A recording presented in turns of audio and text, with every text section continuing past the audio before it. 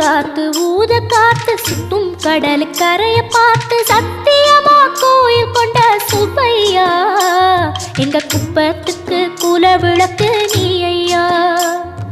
வாட காத்து வீச பார்த்து அலையை எதிர்த்து வலைய போட்டு மீன் பிடிக்கும் தொழில் நடக்குது முத்தையா. கரை மீண்டு வர காவல் உந்தன் வேலையா. திருச்செந்தூர் ஆண்டவனே வேல் முருகா தினம் உனக்கு நன்றி சொல்வோம் மால் மருகா. திருவடியில் தவம் இருப்போம் திருமுருகா. தீப்பெழுது நலமெனவே வடிவழகா.